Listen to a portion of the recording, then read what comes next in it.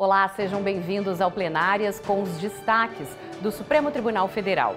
Termina o julgamento da ADPF das favelas, que busca reduzir a letalidade policial nas comunidades do Rio de Janeiro.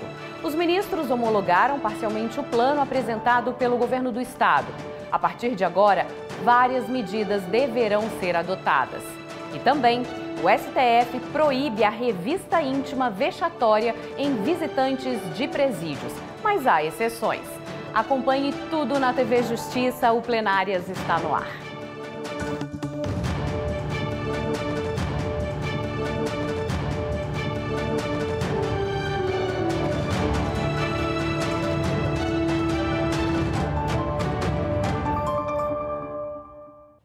Eu sou Flávia Alvarenga e junto com a consultora jurídica Gisele Reis, a gente vai explicar as decisões da semana. Oi, Gisele, essa semana a gente teve a conclusão de 2 julgamentos muito importantes. E bastante aguardados, Flávia. A gente vai poder tratar aqui exatamente de quais são os requisitos para que aconteça a revista íntima, mas ela nunca vai poder ser vexatória nem humilhante. E também vamos poder comentar e trazer os argumentos que levaram os ministros a homologar parcialmente este plano, que visa reduzir a violência policial dentro das comunidades do Rio de Janeiro. Tá certo, obrigada. O Supremo Tribunal Federal decidiu proibir a revista íntima vexatória para a entrada de visitantes em presídios, mas ficam ressalvados casos excepcionais. A União e os estados terão agora um prazo de 24 meses para usar recursos em compras ou aluguel de equipamentos. A reportagem é da Marta Ferreira. A revista íntima é uma prática adotada nos presídios para impedir a entrada de objetos proibidos que possam comprometer a segurança interna, como drogas, armas e celulares. A discussão também era sobre a validade de prova obtida por meio dessas revistas íntimas. Os ministros trabalharam na construção de uma tese de consenso, ou seja, um resumo com os entendimentos que serão aplicados nas instâncias inferiores da Justiça. Ao final, o plenário decidiu que em visitas sociais nos presídios é inadmissível a revista íntima vexatória com a nudeza de visitantes ou exames invasivos com a finalidade de causar humilhação. A prova obtida por esse tipo de revista é ilícita, salvo decisões judiciais em cada caso concreto. A Corte estabeleceu ainda prazo de 24 meses para instalação de scanners corporais, esteiras de raio-x e detectores de metais em prisões. Também ficou definido que as autoridades administrativas podem impedir a visita se houver indício robusto de que o visitante traz materiais proibidos consigo. Fica determinado que o Ministério da Justiça e da Segurança Pública, em articulação com os estados, utilize recursos do Fundo Penitenciário Nacional e do Fundo Nacional de Segurança Pública para garantir a implementação dos equipamentos nas unidades prisionais. O procedimento deverá ocorrer em local apropriado, com a presença de pessoas do mesmo gênero e, preferencialmente, conduzido por profissionais de saúde. O excesso ou abuso da realização da revista íntima acarretarão responsabilidade do agente público ou do profissional de saúde habilitado e ilicitude de eventual prova obtida. Caso não haja concordância do visitante, a autoridade administrativa poderá, de forma fundamentada e por escrito, impedir a realização da visita. Esse é um ponto muito importante que ficou consignado.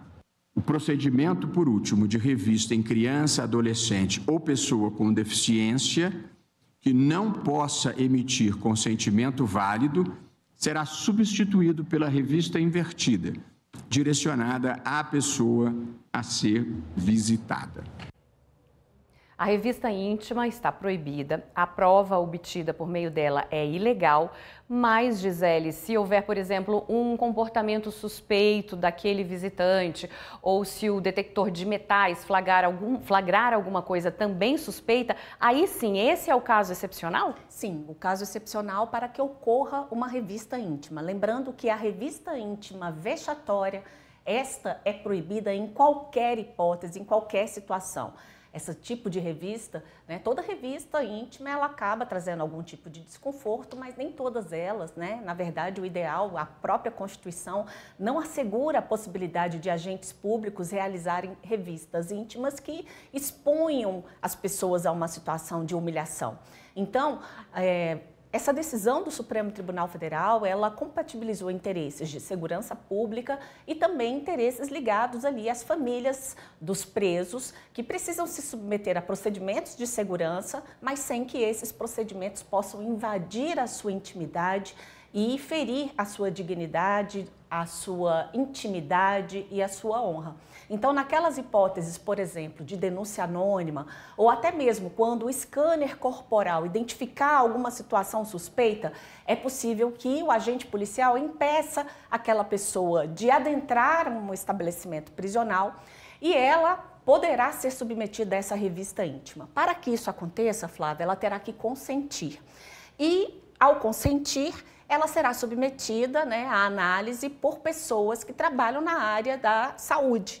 E só depois é que será permitida a sua entrada. Caso não seja possível, ela não consinta, aí será necessária a autoridade fundamentar os motivos pelos quais não foi possível, para que esse ato também possa ser controlado posteriormente. Tá ótimo, obrigada. O ministro Gilmar Mendes marcou para o dia 10 de abril uma reunião com representantes da Articulação dos Povos Indígenas. O motivo é a situação envolvendo o povo Munduruku, no Pará. Há mais de uma semana, eles bloqueiam um trecho da BR-230, em protesto que pede uma solução sobre o marco temporal. O bloqueio na BR-230 é próximo ao município de Itaituba, no Pará. Ali é a região do rio Tapajós, onde concentra a maior parte do povo indígena Munduruku. Desde 25 de março, eles bloqueiam um trecho da rodovia durante a noite para reivindicar uma definição sobre a lei do marco temporal. Em carta endereçada ao ministro Gilmar Mendes, relator de 5 ações sobre o tema na Suprema Corte, o grupo diz que o movimento é pacífico, mas que tem sofrido repetidos ataques e ameaças de caminhoneiros, incluindo xingamentos, arremesso de pedras, disparos e manobras violentas com veículos. A Articulação dos Povos Indígenas do Brasil acompanha de perto a situação do povo Munduruku e solicitou uma reunião com o ministro Gilmar Mendes aqui no STF. O gabinete dele prontamente garantiu uma data para os representantes serem ouvidos pelo ministro, em uma audiência marcada para quinta-feira que vem, 10 de abril. Hoje à tarde, a Comissão de Conciliação do Marco Temporal promoveu mais uma audiência para debater sugestões de aprimoramento ao anteprojeto de lei apresentado pelo gabinete do ministro Gilmar Mendes.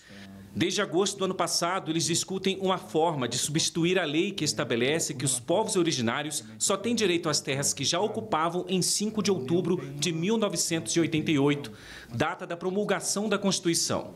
No último encontro, os integrantes foram informados de que o trecho do anteprojeto, que trata da exploração de recursos minerais estratégicos em territórios indígenas, deve ser discutido em uma nova comissão, e não mais em audiências de conciliação sobre a lei do marco temporal. Essa nova composição deve ser instaurada na ação apresentada pelo Partido Progressistas, que pede o reconhecimento de omissão do Congresso na regulamentação das atividades de relevante interesse público em territórios indígenas. O STF vai decidir se a lei que acabou com a saidinha de presos se aplica a detentos que já cumpriam a pena.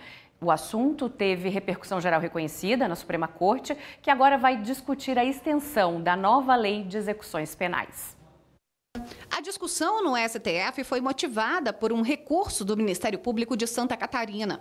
O MP questiona o entendimento do Tribunal de Justiça do Estado de que a regra atual deve se restringir a pessoas condenadas por crimes cometidos depois da entrada em vigor da nova lei de execuções penais. Para o Ministério Público catarinense, a legislação deve valer para todos. Além disso, segundo o recurso, a aplicação da norma atual a presos que já cumprem pena não configura retroatividade, uma vez que o direito à saída temporária depende do cumprimento dos requisitos para o benefício e não da data em que o crime foi cometido. A nova lei de execuções penais de 2024 passou a impedir a saidinha e o trabalho externo sem vigilância direta para condenados por crimes hediondos ou violentos. As visitas à à família e às atividades externas de ressocialização de todos os detentos também se tornaram mais restritas e condicionadas à vigilância. No Supremo, o assunto teve repercussão geral reconhecida. A tese a ser fixada deve ser seguida em todos os casos sobre o mesmo tema que tramitam no Poder Judiciário. Atualmente, há 480 processos semelhantes no Tribunal de Justiça de Santa Catarina e pelo menos 40 recursos relacionados em tramitação no STF. E a seguir, a DPF das favelas. O Supremo homologa parcialmente o Plano do Rio de Janeiro para reduzir a letalidade policial e determina medidas para a recuperação de áreas ocupadas pelo crime organizado. O Plenárias volta em instantes.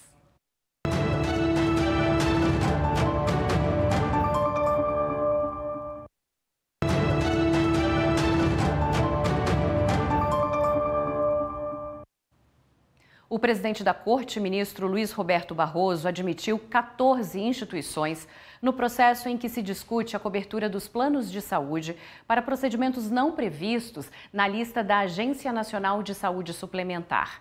As associações foram admitidas como interessadas no processo. As instituições foram aceitas de acordo com a representatividade delas na sociedade. O processo será examinado em 2 etapas. Na primeira, marcada para o dia 10 de abril, o ministro Luiz Roberto Barroso, relator do caso, fará a leitura do relatório no plenário do STF.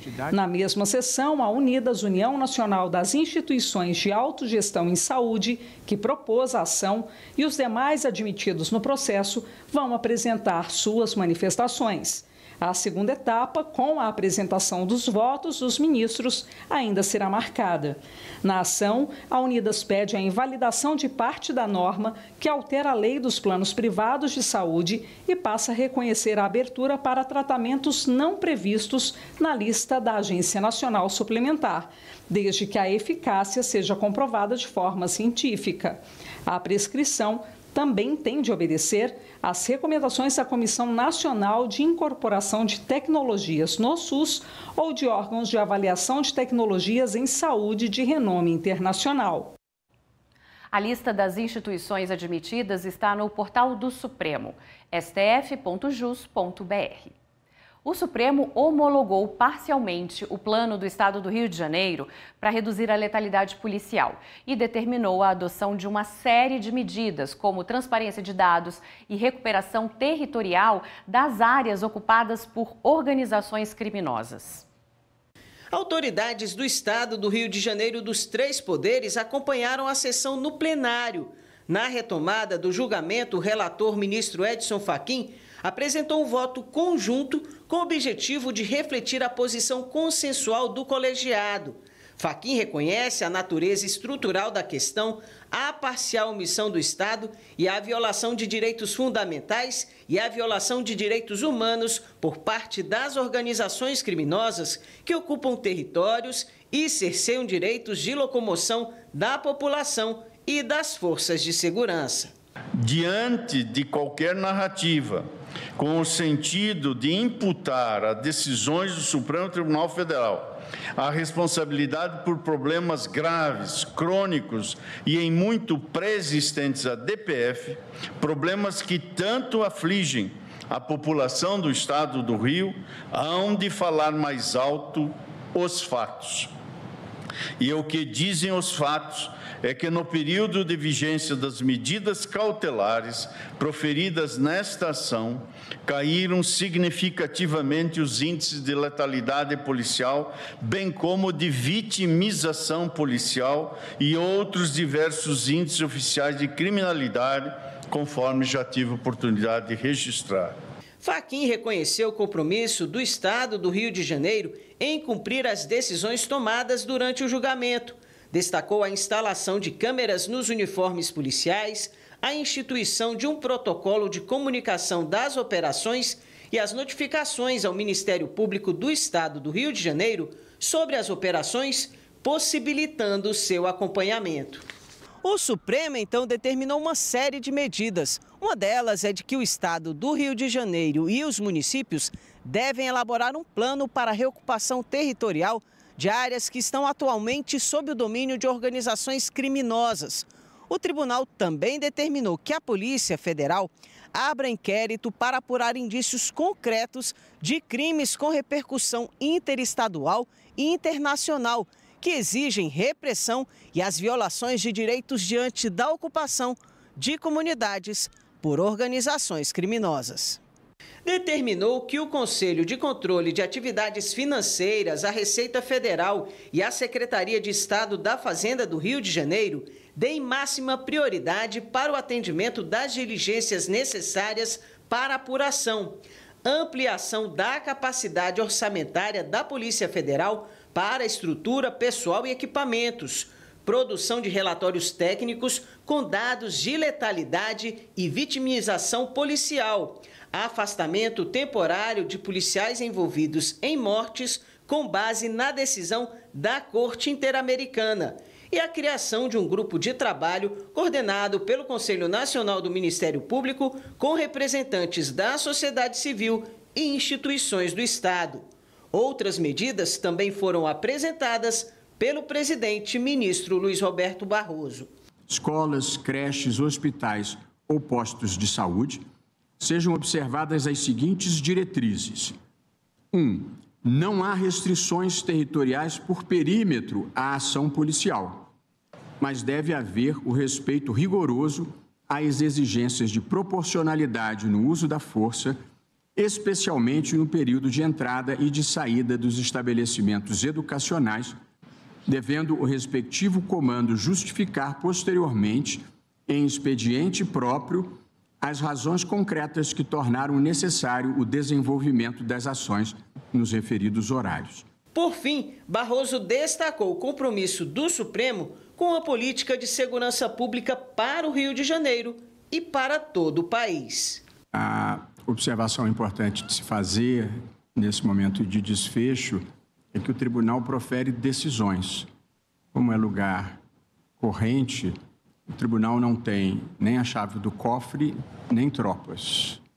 E, portanto, o cumprimento dessa decisão depende, por evidente, da atuação dos demais poderes do Estado e dos demais poderes da República, incluindo o Poder Executivo, o Poder Legislativo e o próprio Judiciário local, que tem que ser parceiro desse enfrentamento à criminalidade, por evidente, dentro do devido processo legal. Plano aprovado, então a partir de agora vai ter um comitê de acompanhamento. Os dados das ocorrências de mortes deverão ser bem detalhados e também a Polícia Federal vai atuar contra o crime organizado nas comunidades, crime que extrapola o estado do Rio de Janeiro, né? Principalmente focado no tráfico de armas e no tráfico de drogas. Sim, todos esses crimes interestaduais, ou seja, aqueles que envolvem mais de um estado, ou que também tenham uma dimensão, né, transnacional, de caráter internacional, deverão ter a investigação da Polícia Federal. Então, essa decisão do Supremo Tribunal Federal, ela amplia a atuação da Polícia Federal no combate dessas organizações criminosas e tudo isso rumo a um passo extremamente importante, que é a reocupação dos territórios ocupados, que acabam aí violando direitos humanos das pessoas que ali residem nessas comunidades. Como foi esclarecido, a gente tem aí a hipótese de um processo estrutural, que para ser resolvido não depende apenas de uma decisão judicial, mas da contribuição e colaboração de órgãos, né, e também de outros poderes que em conjunto possam estabelecer e fazer cumprir as decisões do STF. Houve também uma dedicação importante da decisão do Supremo Tribunal Federal em relação à própria saúde mental dos policiais, dos agentes que atuam no âmbito das comunidades e também um rigor, né, em relação ao controle externo da polícia, da atuação da polícia. Esse controle externo é feito pelo Ministério Público, então o Ministério Público tem que acompanhar essas operações policiais, inclusive quando houver hipótese de homicídio doloso decorrente das operações policiais, o delegado de polícia tem que ir até a comunidade, aquele local dos fatos em que houve o crime, ele tem que ser preservado, o Ministério Público tem que ser obrigatoriamente comunicado. Então, a gente pode perceber que são providências a serem tomadas, inclusive houve o reconhecimento de que o Estado do Rio de Janeiro já avançou muito nessas providências. Por esta razão, inclusive, entendeu-se que não há mais aquele estado de coisas inconstitucional. Obrigada, Gisele. O STF validou limites para a dedução de despesas com educação na declaração do imposto de renda. O entendimento é que a isenção total agravaria o financiamento da educação pública. Com a decisão, o teto estabelecido pela legislação fica mantido. Na prática, contribuintes que pagam mensalidades escolares, de universidades e cursos técnicos seguem sem poder deduzir os gastos integralmente. Essa questão chegou ao Supremo porque o Conselho Federal da Ordem dos Advogados do Brasil contestou os valores estabelecidos em que fixam tetos para a dedução de gastos com a instrução. Alegava que os limites da dedução violam princípios constitucionais como a capacidade contributiva e o direito à educação. A entidade queria que esse limite fosse invalidado. A Advocacia Geral da União argumentou que não há direito constitucional à dedução de despesas com educação e que a lei seguiu critérios de isonomia e progressividade tributária. A ação foi levada a julgamento em sessão no plenário virtual. O relator é o ministro Luiz Fux. No voto, ele destacou que não há que se impor um limite específico ao Poder Legislativo, que possui a atribuição constitucional de regulamentar o imposto sobre a renda e, assim, decidir sobre dedução na base de cálculo. Não há que se falar em um limite a ser observado para que se conclua que o direito à educação foi respeitado pelo legislador. Fux afirmou ainda que, se os dispositivos questionados fossem invalidados, haveria menos recursos públicos para o financiamento da educação oficial e maior incentivo de acesso às instituições particulares pela parcela da população que possui maior capacidade contributiva. Assim, Fux negou o pedido feito pela OAB e votou no sentido de manter a validade do teto de dedução de despesas com educação no cálculo do imposto de renda da pessoa física. Todos os demais ministros seguiram o voto do relator. O Supremo decidiu que honorários advocatícios têm preferência em relação a crédito tributário. O entendimento foi firmado no julgamento de um recurso com repercussão geral. O Supremo reconheceu a validade da norma do Código de Processo Civil que dá aos honorários advocatícios os mesmos privilégios dos créditos trabalhistas na hora do recebimento. A discussão girou em torno do trecho que diz que os honorários advocatícios são um direito do advogado e têm natureza alimentar. No caso em questão, a primeira instância, em execução de sentença, negou o pedido de reserva dos valores que deveriam ser repassados ao defensor. O Tribunal Regional Federal da 4ª Região manteve a decisão. Segundo o TRF4, o Código Tributário Nacional dá preferência ao crédito tributário sobre qualquer outro, com exceção de créditos trabalhistas e de acidentes de trabalho. No recurso apresentado ao Supremo, o advogado da causa trouxe mais uma vez o argumento de natureza alimentar da verba. Ao analisar o caso, o relator ministro Dias Toffoli lembrou que, muitas vezes, os honorários são a única fonte de renda dos advogados e, nesse sentido, se equiparam aos créditos trabalhistas. Além disso, no entendimento dele, a edição do Código de Processo Civil não teve a intenção de invadir a competência complementar para tratar de temas tributários. O plenário discute se os valores de condenações em ações civis públicas trabalhistas por danos morais coletivos devem ser direcionados a 2 fundos públicos. Um pedido de vista do ministro Gilmar Mendes suspendeu o julgamento. A Confederação Nacional da Indústria é quem questiona a destinação de valores de condenações em ações civis públicas. A CNI afirma que a Justiça do Trabalho, ao invés de determinar o recolhimento de condenações em dinheiro para fundos públicos constituídos por lei, direciona os valores a entidades públicas e privadas. O relator dessa questão é o ministro Flávio Dino. Em agosto do ano passado, em decisão liminar, ele determinou que valores arrecadados por acordos ou condenações em ações civis públicas trabalhistas por danos coletivos devem ser direcionados prioritariamente ao Fundo dos Direitos Difusos e ao Fundo de Amparo ao Trabalhador. Ele proibiu também o contingenciamento dos recursos.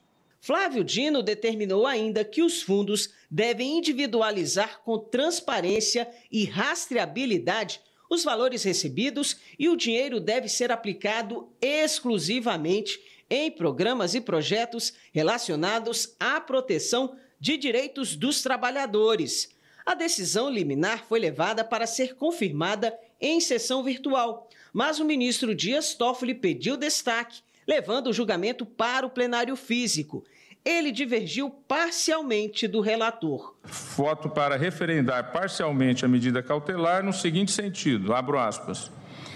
As condenações em ações civis públicas trabalhistas por danos transindividuais devem ser direcionadas para o FDD, Fundo de Direitos Difuso, ou para o FAT, Fundo de Amparo ao Trabalhador, devendo observar os procedimentos e medidas, inclusive de transparência, na prestação de contas regulados na resolução conjunta de número 10 do CNJ e no CNPP. O pedido de vista do ministro Gilmar Mendes suspendeu o julgamento. Por unanimidade, o plenário virtual do Supremo anulou um trecho da lei da Bahia, que permitia a emissão pelos municípios de licença ambiental para a construção de empreendimentos em áreas protegidas pela Constituição Federal. A decisão foi no plenário virtual e atendeu o pedido da Procuradoria-Geral da República. A PGR afirma, entre outros argumentos, que a norma viola direitos garantidos na Constituição Federal, como o de meio ambiente equilibrado, e cabe à União editar normas de interesse geral sobre o meio ambiente, cabendo aos demais entes federativos a possibilidade de suplementar a legislação federal. A lei questionada é de 2006 e trata da política de meio ambiente de proteção à biodiversidade na Bahia. Ela autoriza os municípios a emitirem licenciamento para construção de empreendimentos nas faixas terrestres e marítimas no litoral do estado. O STF considerou que essa autorização fragiliza a proteção ambiental e pode levar ao desmatamento ou degradação de áreas protegidas. Ao considerar o trecho da norma inconstitucional, o relator, ministro Cristiano Zanin, entendeu que tanto a Mata Atlântica quanto a Zona Costeira são patrimônios nacionais e regulados por lei federal. Portanto, cabe preferencialmente à União legislar sobre o licenciamento dessas áreas. Apesar disso, Zanin destacou que os municípios podem emitir permissões para a instalação de estruturas pequenas que não causem grandes impactos ambientais, como a construção de quiosques nas praias. Todos os ministros acompanharam o relator. O Plenárias termina aqui. Gisele, muito obrigada pela sua companhia. Tchau. E você pode assistir ao jornal pelo canal da TV e Rádio Justiça no YouTube e também pelo aplicativo da TV Justiça Mais. A gente volta a se encontrar de novo na semana que vem. Até lá. Tchau.